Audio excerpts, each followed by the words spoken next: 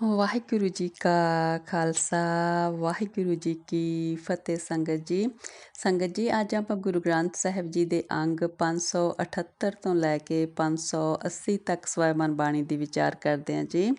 ਆਓ ਆਪਾਂ ਗੁਰਬਾਣੀ ਦੀ ਲੜੀ ਨਾਲ ਜੁੜੀਏ ਸੰਗਤ ਜੀ। ਵਾਹਿਗੁਰੂ ਜੀ। ਰਾਗ ਵਡਹੰਸ ਮਹੱਲਾ ਪਹਿਲਾ ਘਰ ਪੰਜਵਾਂ ਅਲਾਹਣੀਆਂ। ਇੱਕ ਓਂਕਾਰ ਸਤਿਗੁਰ ਪ੍ਰਸਾਦ। ਧੰਨ ਸਿਰੰਦਾ ਸੱਚਾ ਪਾਤਸ਼ਾਹ ਜਿਨ ਜਗ ਧੰਦੈ ਲਾਇਆ। ਮੋਹਲਤ ਪੁੰਨੀ ਪਾਈ ਭਰੀ ਜਾਨੜੀਆ ਘਤ ਚਲਾਇਆ। ਜਾਨੀ ਘਤ ਚਲਾਇਆ ਲਿਖਿਆ ਆਇਆ। ਰੁੰਨੇ ਵੀਰ ਸਵਾਏ ਕਾਇਆ ਹੰਸ ਥੀਆ ਵਿਛੋੜਾ। ਜਾਂ ਦਿਨ ਪੁੰਨੈ ਮੇਰੀ ਮਾਏ। ਜੇਹਾ ਲਿਖਿਆ ਤੇਹਾ ਪਾਇਆ ਜੇਹਾ ਪੁਰਬ ਕਮਾਇਆ। ਧੰਨ ਸਿਰੰਦਾ ਸੱਚਾ ਪਾਤਸ਼ਾਹ ਜਿਨ ਜਗ ਧੰਦੈ ਲਾਇਆ। ਹਾਂਜੀ ਸੰਗਤ ਜੀ, ਗੁਰੂ ਨਾਨਕ ਪਾਤਸ਼ਾਹ ਕਹਿੰਦੇ ਨੇ ਕਿ ਧੰਨ ਹੈ ਪਰਮੇਸ਼ਰ ਜਿਸ ਨੇ ਸੰਸਾਰ ਦੀ ਜਗਤ ਦੀ ਖੇਡ ਚਲਾਈ ਹੈ। ਇਸ ਸੰਸਾਰ ਨੂੰ ਪੈਦਾ ਕਰਕੇ ਜੀਵਾਂ ਨੂੰ ਮਾਇਆ ਦੇ ਮੋਹ ਵਿੱਚ ਲਾ ਦਿੱਤਾ ਅਤੇ ਇਸ ਤਰ੍ਹਾਂ ਸੰਸਾਰ ਦੇ ਧੰਦੇ ਸ਼ੁਰੂ ਹੋ ਗਏ। ਫਿਰ ਕਹਿੰਦਾ ਜਦੋਂ ਜੀਵ ਦੀ ਜਿੰਨੇ ਸਾਹ ਮਿਲੇ ਨੇ ਉਹ ਪੂਰੇ ਹੋ ਗਏ ਤਾਂ ਉਹ ਤੋਂ ਬਾਅਦ ਫਿਰ ਜੀਵ ਨੂੰ ਜਾਣ ਦਾ ਸੁਨੇਹਾ ਆ ਜਾਂਦਾ। ਫਿਰ ਕਹਿੰਦੇ ਜਿੰਦ ਨੂੰ ਅੱਗੇ ਲਾ ਕੇ ਤੋਰ ਲਿਆ ਜਾਂਦਾ। ਜਦੋਂ ਕਹਿੰਦੇ ਕਿਸੇ ਦੇ ਇਸ ਤਰ੍ਹਾਂ ਮਰਨ ਦਾ ਹੁਕਮ ਆਉਂਦਾ ਪਰਮਾਤਮਾ ਵੱਲੋਂ, ਫਿਰ ਨਾਲ ਦੇ ਸਕੇ ਸੰਬੰਧੀ ਰੋਂਦੇ ਨੇ। ਫਿਰ ਕਹਿੰਦੇ ਜਿਹੜਾ ਸਰੀਰ ਦਾ ਅਤੇ ਜਿੰਦ ਦਾ ਸਦਾ ਲਈ ਕਹਿੰਦੇ ਵਿਛੋੜਾ ਪੈ ਜਾਂਦਾ ਜਦੋਂ ਉਹਦੇ ਦਿੱਤੇ ਗਿਣੇ ਮਿੱਥੇ ਸਾਹ ਪੂਰੇ ਹੋ ਜਾਂਦੇ ਨੇ। ਜੀਵ ਜਿਸ ਤਰ੍ਹਾਂ ਦੇ ਉਹਦੇ ਪੂਰਵਲੇ ਕਰਮ ਲਿਖੇ ਸੀ ਉਹਨਾਂ ਦੇ ਅਨੁਸਾਰ ਆਪਣੇ ਫਿਰ ਇਸ ਜੀਵਨ ਦੀ ਕਮਾਈ ਕਰਦਾ ਹੈ ਅਤੇ ਫਿਰ ਉਹਦਾ ਫਲ ਪਾਉਂਦਾ ਹੈ। ਇਸ ਤਰ੍ਹਾਂ ਕਹਿੰਦੇ ਸੰਸਾਰ ਦੀ ਪਰਮੇਸ਼ਰ ਨੇ ਖੇਡ ਬਣਾਈ ਹੋਈ ਹੈ। ਸਾਹਿਬ ਸਿਮਰੋ ਮੇਰੇ ਭਾਈਓ ਸਭਨਾ ਇਹ ਪਈਆਣਾ। ਇਥੈ ਧੰਦਾ ਕੂੜਾ ਚਾਰ ਦਿਹਾਂ ਆਗੈ ਸਰ ਪਰ ਜਾਣਾ। ਕਹਿੰਦੇ ਹੇ ਮੇਰੇ ਭਰਾਵੋ ਉਸ ਪਰਮੇਸ਼ਰ ਦਾ ਨਾਂ ਸਿਮਰੀਏ ਕਿਉਂ ਜਿਹੜਾ ਇਹ ਦਿਨ ਹੈ ਮੌਤ ਦਾ ਹਰ ਇੱਕ 'ਤੇ ਆਉਣਾ ਹੈ। ਇਹ ਜਿਹੜੀ ਸੰਸਾਰ ਦੀ ਜ਼ਿੰਦਗੀ ਆ ਇਹ 4 ਦਿਨਾਂ ਦੀ ਹੈ ਅਤੇ ਹਰ ਇੱਕ ਨੇ ਇੱਥੋਂ ਕੂਚ ਕਰਕੇ ਜ਼ਰੂਰ ਜਾਣਾ ਹੈ। ਆਗੈ ਸਰ ਪਰ ਜਾਣਾ ਜਿਉ ਮਹਿਮਾਣਾ ਕਾਹੇ ਗਾਰਵ ਕੀਜੈ। ਜਿਤ ਸੇਵੀਐ ਦਰਗਹਿ ਸੁਖ ਪਾਈਐ ਨਾਮ ਤਿਸੈ ਕਾ ਲੀਜੈ। ਕਹਿੰਦੇ ਜਦੋਂ ਇਹ ਸੰਸਾਰ ਛੱਡ ਕੇ ਜਾਣਾ ਹੈ, ਇੱਥੇ ਅਸੀਂ ਇੱਕ ਮਹਿਮਾਨ ਦੀ ਤਰ੍ਹਾਂ ਆਏ ਹਾਂ, ਫਿਰ ਅਸੀਂ ਕਿਉਂ ਕਿਸੇ ਚੀਜ਼ ਦਾ ਹੰਕਾਰ ਕਰਦੇ ਹਾਂ।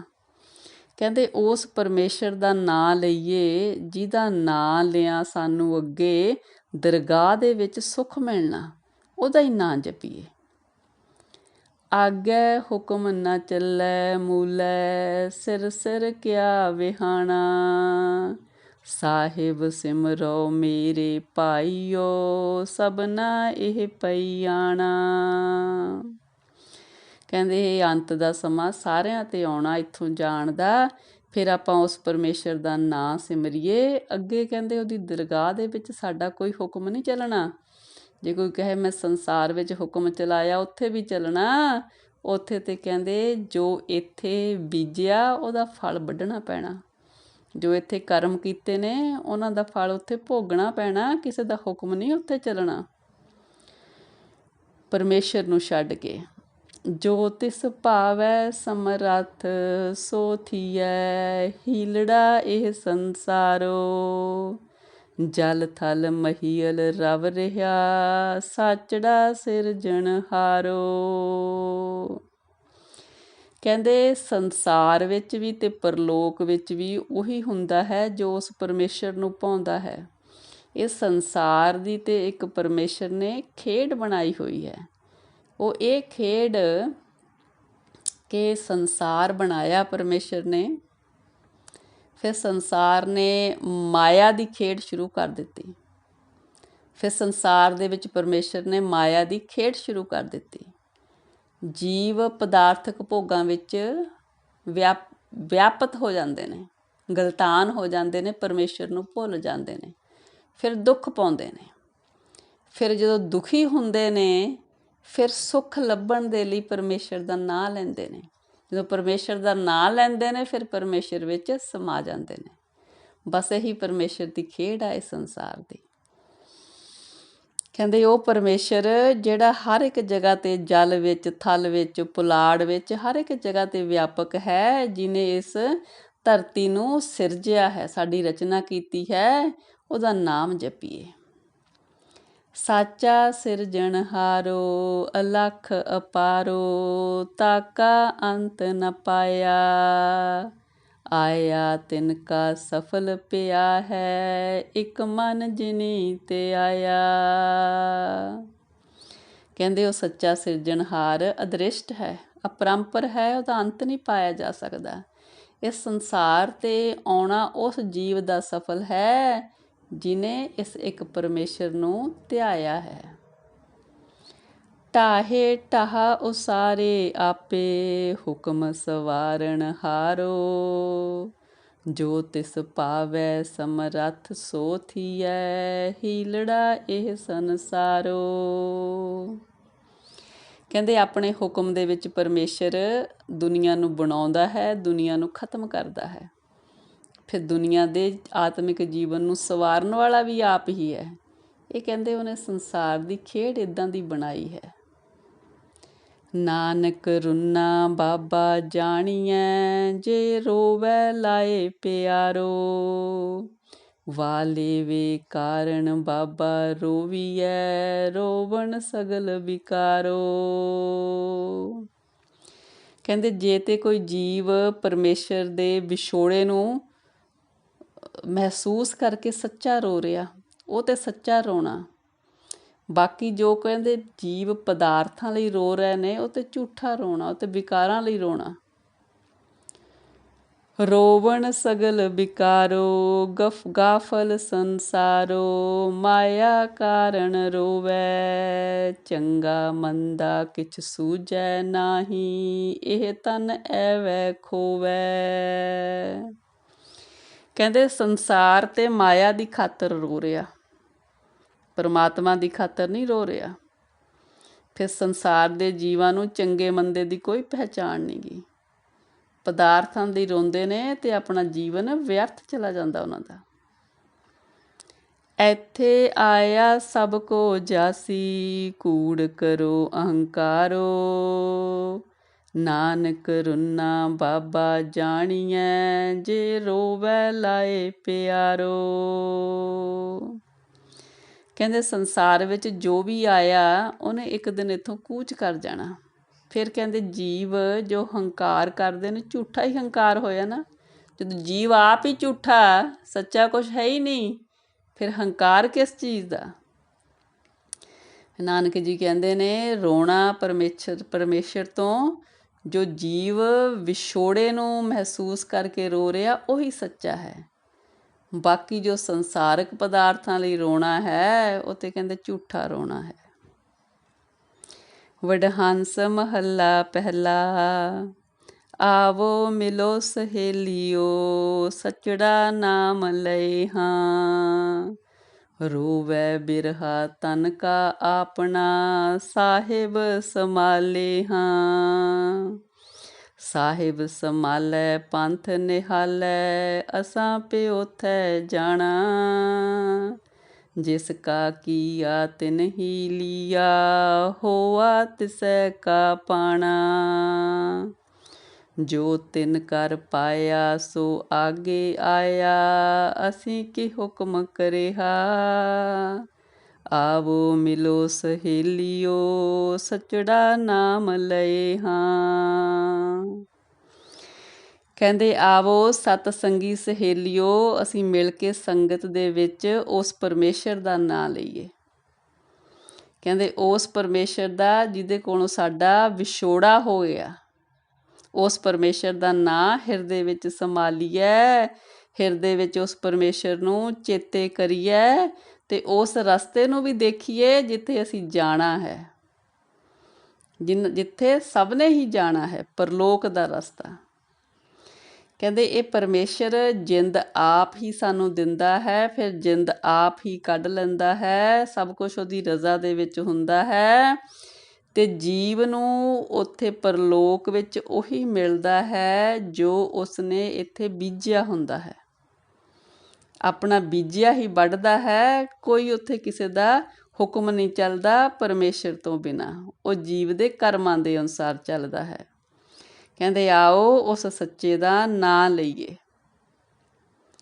ਮਰਨ ਨ ਮੰਦਾ ਲੋਕਾਂ ਆਖੀਐ, ਜੇ ਮਰ ਜਾਣੈ ਐਸਾ ਕੋਏ, ਸੇਵਿਓ ਸਾਹਿਬ ਸਮਰੱਥ ਆਪਣਾ, ਪੰਥ ਸੁਹੇਲਾ ਆਗੈ ਹੋਏ।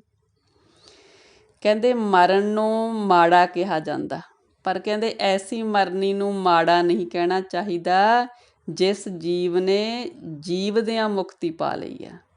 ਇਸ ਸੰਸਾਰ ਵਿੱਚ ਰਹਿੰਦਿਆਂ ਪਰਮੇਸ਼ਰ ਦਾ ਨਾਮ ਜਪਿਆ, ਉਹਨੇ ਆਪਣਾ ਅੱਗੇ ਆਉਣ ਵਾਲਾ ਪਰਲੋਕ ਦਾ ਰਸਤਾ ਸੁਹੇਲਾ ਬਣਾ ਲਿਆ ਹੈ, ਫਿਰ ਉਹਦਾ ਮਰਨਾ ਮਾੜਾ ਨਹੀਂ ਹੈ।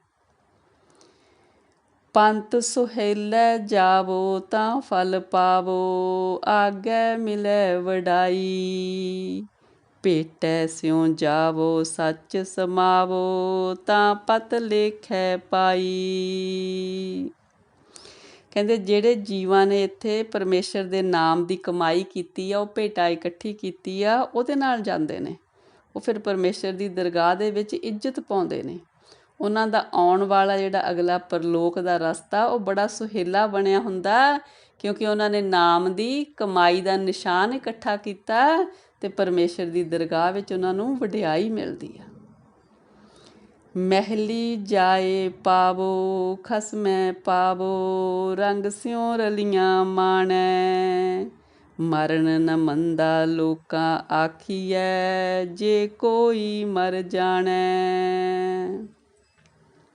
ਕਹਿੰਦੇ ਜਿਸ ਤਰ੍ਹਾਂ ਮੌਤ ਨੂੰ ਮਾੜਾ ਕਿਹਾ ਜਾਂਦਾ, ਹਰ ਇੱਕ ਦੀ ਮੌਤ ਨੂੰ ਨਹੀਂ ਮਾੜਾ ਕਹਿ ਸਕਦੇ। ਜਿਸ ਜੀਵ ਨੇ ਇੱਥੇ ਰਹਿੰਦਿਆਂ ਹੋਇਆਂ ਪਰਮੇਸ਼ਰ ਦੇ ਨਾਮ ਦੀ ਕਮਾਈ ਇਕੱਠੀ ਕੀਤੀ ਹੈ, ਉਹਨੂੰ ਫਿਰ ਪਰਮੇਸ਼ਰ ਦੀ ਦਰਗਾਹ ਦੇ ਵਿੱਚ ਇੱਜ਼ਤ ਆਬਰੂ ਨਾਲ ਸਨਮਾਨ ਦੇ ਨਾਲ ਉਹਨੂੰ ਕਬੂਲ ਲਿਆ ਜਾਂਦਾ ਹੈ।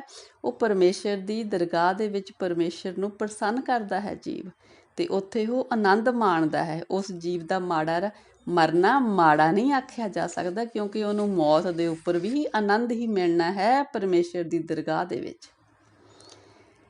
ਮਰਨ ਮੁਣਸਾ ਸੂਰਿਆ ਹੱਕ ਹੈ, ਜੋ ਹੋਏ ਮਰਨ ਪਰਵਾਣੋ, ਸੂਏ ਸੂਰੈ ਸੇਈ ਆਗੇ ਆਖੀਐ, ਦਰਗਹਿ ਪਾਵੈ ਸਾਚੀ ਮਾਣੋ, ਸੂਰੇ ਸੇਈ ਆਗੇ ਆਖੀਐ, ਦਰਗਹਿ ਪਾਵੈ ਸਾਚੀ ਮਾਣੋ।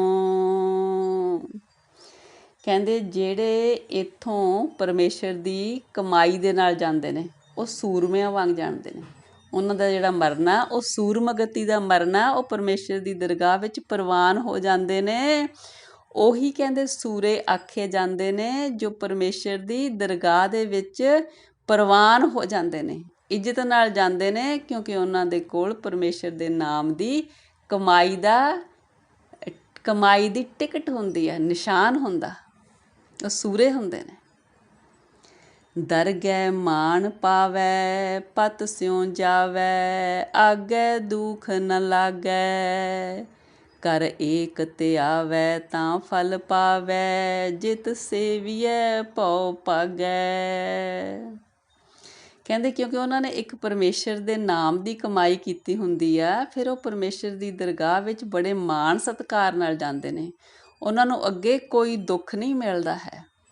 ਉਹਨਾਂ ਨੇ ਜੋ ਆਪਣੇ ਪਰਮੇਸ਼ਰ ਦੇ ਨਾਮ ਦੀ ਕਮਾਈ ਦਾ ਫਲ ਇਕੱਠਾ ਕੀਤਾ, ਉਹਦਾ ਫਲ ਉਹਨਾਂ ਨੂੰ ਅੱਗੇ ਵੀ ਮਿਲਦਾ ਕਿ ਉਹਨਾਂ ਦਾ ਉੱਥੇ ਡਰ ਖਤਮ ਹੋਇਆ ਹੁੰਦਾ। ਉਹਨਾਂ ਨੂੰ ਪਰਮੇਸ਼ਰ ਵੱਲੋਂ ਕੋਈ ਡਰ ਨਹੀਂ ਹੁੰਦਾ, ਕਿਉਂਕਿ ਉਹਨਾਂ ਨੂੰ ਪਰਮੇਸ਼ਰ ਵੱਲੋਂ ਇੱਜ਼ਤ ਮਿਲਣੀ ਆ। ਉੱਚਾ ਨਹੀਂ ਕਹਿਣਾ ਮਨ ਮਹਿ ਰਹਿਣਾ, ਆਪੇ ਜਾਣੈ ਜਾਣੋ, ਮਰਨ ਮੁਨਸਾ ਸੂਰਿਆ ਹੱਕ ਹੈ, ਜੇ ਹੋਏ ਮਰੈ ਪਰਵਾਣੋ। ਕਹਿੰਦੇ ਜੇ ਸਾਨੂੰ ਕੋਈ ਦੁੱਖ ਸੁੱਖ ਹੈ, ਸਾਨੂੰ ਉਹ ਉੱਚੀ ਨਹੀਂ ਬੋਲਣਾ ਚਾਹੀਦਾ, ਕਿਉਂਕਿ ਪਰਮੇਸ਼ਰ ਸਾਡੇ ਦਿਲ ਦੀ ਆਪੇ ਜਾਣਨ ਵਾਲਾ ਹੈ। ਉਹ ਸਭ ਕੁਝ ਸਾਡੇ ਦੁੱਖ ਸੁੱਖ ਜਾਣਦਾ ਹੈ।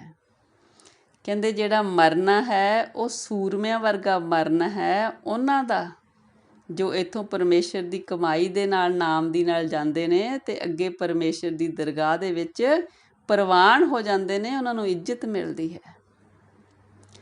ਨਾਨਕ ਕਿਸਨੋ ਬਾਬਾ ਰੋਈਐ, ਬਾਜੀ ਇਹ ਸੰਸਾਰੋ, ਕੀਤਾ ਵੇਖੈ ਸਾਹਿਬ ਆਪਣਾ, ਕੁਦਰਤ ਕਰੇ ਵਿਚਾਰੋ। ਨਾਨਕ ਜੀ ਕਹਿੰਦੇ ਨੇ ਭਾਈ ਕਿਹਦੇ ਮਰਨ 'ਤੇ ਰੋਈਏ, ਇਹ ਤਾਂ ਸੰਸਾਰ ਦੀ ਜਿਹੜੀ ਬਾਜੀ ਖੇਡ ਹੈ ਉਹ ਇਸ ਤਰ੍ਹਾਂ ਹੀ ਹੈ ਕਿ ਸਭ ਨੇ ਹੀ ਜਾਣਾ ਹੈ ਇੱਥੋਂ।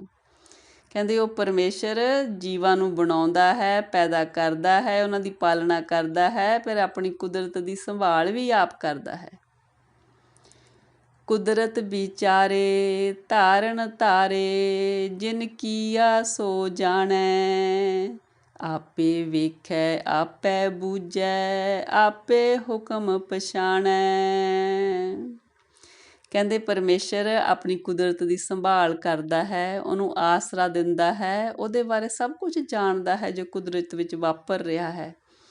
ਆਪੇ ਹੀ ਸਾਰੀ ਦੇਖ ਸੰਭਾਲ ਕਰਦਾ ਹੈ, ਆਪ ਹੀ ਜੀਵ ਰੂਪ ਵਿੱਚ ਆਪਣੇ ਹੁਕਮ ਨੂੰ ਪਹਿਚਾਣਦਾ ਹੈ। ਜਿਨ ਕਿਛ ਕੀਆ ਸੋਈ ਜਾਣੈ, ਤਾਕਾ ਰੂਪ ਅਪਾਰੋ, ਨਾਨਕ ਕਿਸਨੋ ਆਖੀਐ, ਨਾਨਕ ਕਿਸਨੋ ਬਾਬਾ ਰੋਈਐ, ਬਾਜੀ ਹੈ ਇਹ ਸੰਸਾਰੋ। ਜਿਨ ਕਿਛ ਕੀਆ ਸੋਈ ਜਾਣੈ, ਤਾਕਾ ਰੂਪ ਅਪਾਰੋ, ਨਾਨਕ ਕਿਸਨੋ ਬਾਬਾ ਰੋਈਐ, ਬਾਜੀ ਹੈ ਇਹ ਸੰਸਾਰੋ। ਹਾਂਜੀ ਸੰਗਤ ਜੀ, ਨਾਨਕ ਪਾਤਸ਼ਾਹ ਕਹਿੰਦੇ ਨੇ ਇਹ ਸੰਸਾਰ ਦੀ ਖੇਡ ਹੀ ਇਸ ਤਰ੍ਹਾਂ ਹੈ, ਅਤੇ ਫਿਰ ਆਪਾਂ ਕਿਹਦੇ ਮਰਨ 'ਤੇ ਰੋਈਏ, ਕਿਉਂਕਿ ਸਭ ਨੇ ਹੀ ਜਾਣਾ ਹੈ। ਕਹਿੰਦੇ ਇਹ ਜੋ ਪਰਮੇਸ਼ਰ ਦੀ ਖੇਡ ਹੈ, ਜਿਹਨੇ ਬਣਾਈ ਹੈ ਉਹੀ ਇਹਨੂੰ ਜਾਣੇ। ਉਹ ਪਰਮੇਸ਼ਰ ਜਿਹਦਾ ਭਾਰ ਨਹੀਂ ਪਾਇਆ ਜਾ ਸਕਦਾ, ਜਿਹਦੇ ਸਰੂਪ ਬਾਰੇ ਅਸੀਂ ਕੁਛ ਕਹਿ ਨਹੀਂ ਸਕਦੇ, ਇਹ ਸਾਰੀ ਉਹਦੀ ਖੇਡ ਬਣਾਈ ਹੋਈ ਹੈ। ਵਾਹਿਗੁਰੂ ਜੀ ਵਾਹਿਗੁਰੂ। ਵਡਹੰਸ ਮਹੱਲਾ ਪਹਿਲਾ ਦੱਖਣੀ, ਸੱਚ ਸਿਰੰਦਾ ਸੱਚਾ ਜਾਣੀਐ, ਸੱਚੜਾ ਪਰਵਦਗਾਰੋ, ਜਿਨ ਆਪੀ ਨੇ ਆਪ ਸਾਜਿਆ, ਸੱਚੜਾ ਅਲਖ ਅਪਾਰੋ।